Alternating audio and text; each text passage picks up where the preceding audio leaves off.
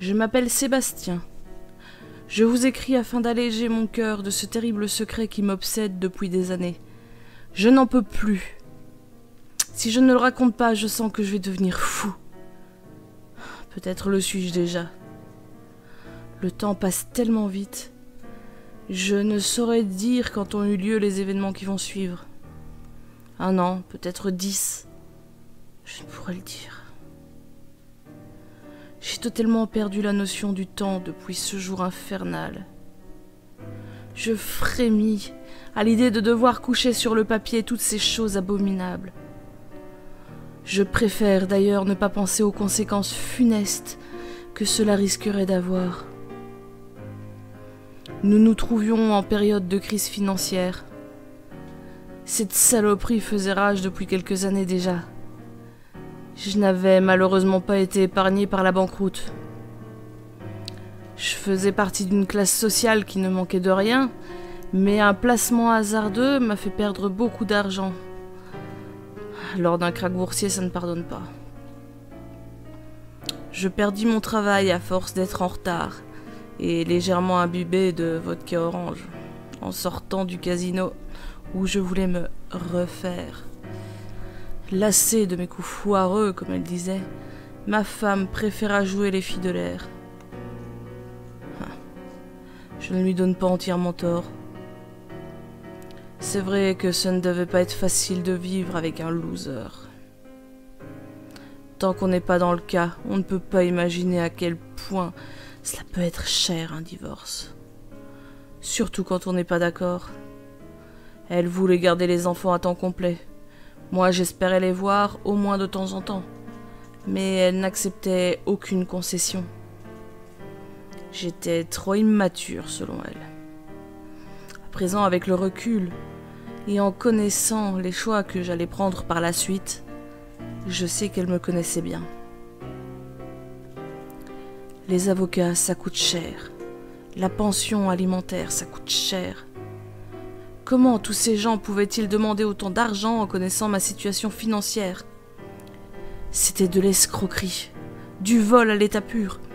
Et pire, c'était que je ne pouvais même pas refuser de payer sous peine de saisie. Ou pire, d'emprisonnement. Je ne voulais même pas courir le risque. Toute cette malchance eut au moins l'avantage de me faire ralentir la boisson et stopper net mes fréquentations du casino. L'envie et le besoin demeuraient intacts, mais je n'avais plus les moyens financiers de les assouvir.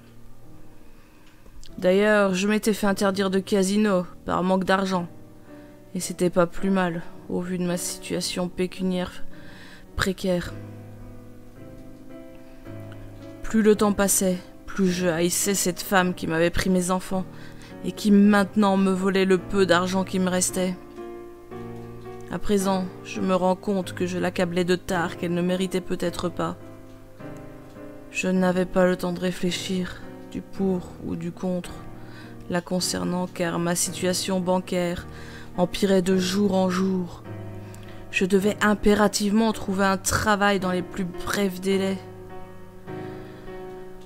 Je consultais les petites annonces à la recherche d'un emploi pour lequel j'aurais les capacités nécessaires. Une fois encore, je fus déçu. Je pris conscience qu'il n'est pas évident de trouver du travail quand on a 45 ans. Les connaissances que j'avais remises à niveau, à peine 5 ans plus tôt, étaient déjà obsolètes. Et dire que je faisais partie de ces gens sûrs qu'ils garderaient leur excellent poste de supérieur hiérarchique toute leur vie, et qui dédaignaient et raillaient les pauvres bougres qui avaient perdu leur emploi. Oui, je faisais partie de ceux qui les traitaient de fainéants. Je pris une nouvelle lampée de scotch pur malt pour me donner du courage. Décidément, de ces temps-ci, je jouais de malchance. Soudain, une petite annonce en particulier attira mon attention. Les caractères qui composaient chaque mot semblaient manuscrits. Les lettres écarlates se détachaient de manière presque hypnotique sur le papier jauni du quotidien que je serrais à présent fermement sans même m'en rendre compte. Il s'agissait peut-être pour moi de cette chance que j'attendais depuis que j'avais tant perdu. Cette infidèle compagne décidait sans doute de me rendre à nouveau visite. J'attendais au bord d'une route isolée en plein désert. Il n'y avait que du sable, de la terre stérile et de la roche sur des kilomètres à la ronde. Si seulement j'avais su ce qui allait se passer. Jamais, au grand jamais, je n'aurais accepté ce rendez-vous. J'aurais dû me douter que c'était louche. Un entretien d'embauche ne pouvait pas avoir lieu dans un endroit si isolé. Mais j'étais dans un tel état de désespoir et une telle misère que je ne me posais aucune question.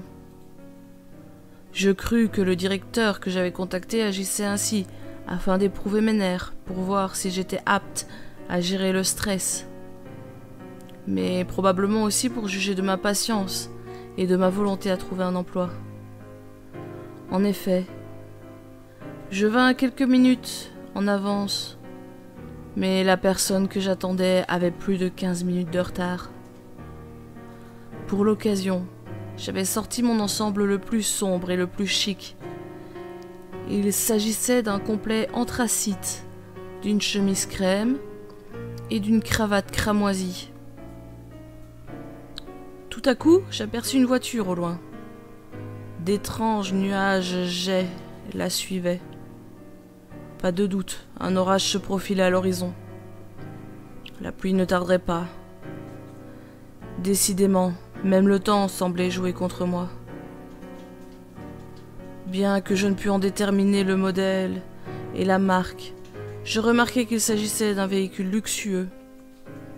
Ce dernier paraissait suffisamment allongé pour accueillir 2 banquettes en vis-à-vis. La limousine ralentit et s'arrêta à ma hauteur. Je ne distinguais pas le visage du chauffeur. Une ombre rendait son visage quasi invisible. La portière arrière, se trouvant de mon côté, s'ouvrit. Une voix chaude et chaleureuse, mais cependant imposante et puissante, m'invita à monter à bord de l'automobile. J'aurais mieux fait de partir. Mais pourquoi suis-je entré ? Je demeurais inquiet, car l'annonce était tellement vague quant aux attentes du patron que j'allais rencontrer. Il était seulement noté « Petite entreprise visant l'expansion, recherche des personnes possédant une expérience dans le domaine du travail de bureau. Une formation sera délivrée si nécessaire. » À première vue, il ne semblait pas très exigeant par rapport aux compétences et aux connaissances de leurs futurs employés, puisqu'ils acceptaient éventuellement de les former si besoin était. Je pénétrai dans la voiture. Les conditions atmosphériques ainsi que les vitres légèrement teintées en enténébraient l'intérieur. Une faible lueur provenait cependant d'une petite lampe fixée au plafond. Cela me permettait de voir mon interlocuteur, mais rien de ce qu'il y avait d'autre dans la voiture. Je pris place sur la banquette, en face de l'homme présent dans le véhicule. Je me souviendrai toujours de cet individu. Je fus frappé par sa singulière beauté. Jamais auparavant je n'avais vu d'humain aussi séduisant. Je demeurai fasciné par la finesse de ses traits. Son teint, légèrement hâlé, rehaussait le bleu presque électrique de ses yeux en amande. De courts cheveux, ailes de corbeau, parsemés de quelques mèches argentées, encadraient son visage encore lisse. Cet être imposant semblait grand et bien bâti. Il portait un costume noir, avec une cravate assortie à son regard. Le ton de sa voix était très calme, et son timbre très grave. Tout cela m'hypnotisait et m'envoûtait, tant et si bien que j'entendais à peine ce qu'il disait. Je tendis mon curriculum vitae et énonçai une à une les motivations qui me poussaient à postuler. L'espace d'un instant, je crus apercevoir une étincelle étrange dans le bleu de ses yeux. Ils parurent briller de mille feux rougeoyants. Encore à présent, je suppose qu'il s'était agi d'une simple hallucination. Malgré toute la fascination qu'exerçait sur moi cet homme, je sentis poindre un sentiment de malaise. À l'époque, je ne me doutais pas qu'il s'agissait en fait d'un mauvais pressentiment, que je tentais d'étouffer afin qu'il ne m'empêche pas d'obtenir ce travail. L'attention de mon interlocuteur semblait croître à mesure que les mots sortaient de ma bouche. Chacune des questions qu'il m'adressait augmentait mon ardeur. Je crois que vous convenez parfaitement. Vous possédez toutes les qualités que je recherche pour le poste à pourvoir. Vous êtes plein d'entrain, vous avez vraiment la rage de vaincre. Vous êtes un battant. Je n'aurai qu'une dernière question à vous adresser avant de me prononcer. Êtes-vous prêt à tout pour obtenir un travail à la hauteur de vos compétences? Oui, en tout cas, je suis prêt à faire beaucoup de sacrifices, si c'est ce que vous voulez dire. En fait, cette question me troublait, et je me sentais quelque peu désorientée à cause du ton de sa voix. Son regard perçant, posé sur moi, guettait chacun de mes mouvements, chacune de mes mimiques. Il semblait à l'affût de la moindre de mes faiblesses, aussi petite fût-elle. Je m'appliquais autant que possible à ne pas laisser voir mon malaise. Je croisais les doigts pour qu'il ne remarquât rien. Il ne prononça qu'un simple « Bien, bien. » Puis il s'enfonça dans ses pensées, tête baissée, les yeux mi-clos. Un lourd silence emplit la limousine. Il réfléchit durant plusieurs minutes. Pendant ce temps, je fus victime d'étranges visions. Les ténèbres paraissaient l'envelopper, comme une véritable gangue protectrice. De plus, je crus voir plusieurs fois son visage se muer en autre chose. Ses yeux s'étiraient en deux fentes très longues. Son nez avait l'air plus épaté. Ses lèvres perdirent toute couleur et toute épaisseur.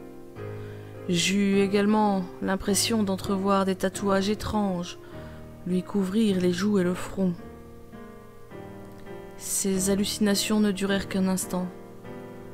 Je dis hallucinations car c'est à ça que j'assimilais ces visions bizarres à l'époque.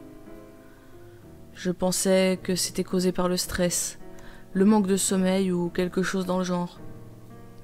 À présent, je suis persuadé que la réalité est tout autre. Il releva la tête de façon si brusque que je ne pus réprimer un léger sursaut. Il braqua de nouveau ses étranges yeux bleus sur moi. Je pense que les félicitations s'imposent. Bienvenue parmi nous, monsieur Draken. Vous êtes de loin le candidat le plus impressionnant qu'il m'ait été donné de voir. C'est vrai ? Répondis-je incrédule. Oui, il ne manque plus que votre signature au bas de ce contrat. Sa voix était douce, caressante. Lorsque je saisis le contrat, je fus pris par une certaine torpeur. J'avais la désagréable impression que mon esprit était engourdi et ne me répondait plus comme il aurait dû. J'avais beau essayer de me concentrer, je n'arrivais pas à comprendre les termes du contrat qui pourtant étaient relativement simples. Allez-y, signez. Vous pouvez me faire confiance. Je le regardais encore, son regard semblait plus intense que jamais, tandis que sa voix se faisait doucereuse, mais malgré tout quelque peu insistante. Je ne voulais pas signer ce contrat sans l'avoir lu auparavant, et dans un autre état d'esprit que cette somnolence soudaine qui m'avait envahi. Soudain, je sentis ma main glisser sur le papier. Je signais les documents sans même connaître leur contenu. Je perdais la raison, pour sûr. J'eus à peine à poser mon paraphe sur le document que mon mystérieux futur patron me l'ôta des mains avec un geste tellement bref que je n'aurais pu l'en empêcher. Très bien. Je vous assure que vous ne regretterez pas votre choix, soutint-il avec un regard plus que doucereux. Je ne pus réprimer un terrible. Je l'espère. À ce moment précis, mes yeux ne quittèrent pas mes chaussures. Il s'agissait là plus d'une pensée personnelle que d'une réelle remarque. Je fus d'ailleurs surpris d'entendre mon interlocuteur relever mes propos. En effet, votre foi sera payante. Vous pourrez commencer dans 15 jours. Cependant, je vous invite à venir nous rendre visite dès demain matin, afin de vous familiariser avec les locaux, ainsi qu'avec vos futurs collaborateurs. Voici l'adresse de nos bureaux, du moins ceux où vous serez affectés, annonça-t-il en me tendant une carte de visite de son entreprise. Vous pourrez rencontrer Lily et Monsieur Asmodée, qui sont les 2 personnes chargées de vous former. La portière située sur ma gauche s'ouvrit. Je compris instantanément que l'entretien était terminé. Je remerciai encore une fois mon nouveau chef avant de prendre congé. Le stress me provoqua d'étranges cauchemars durant une bonne partie de la nuit. Je fus heureux de me lever pour me rendre sur les lieux de mon futur emploi.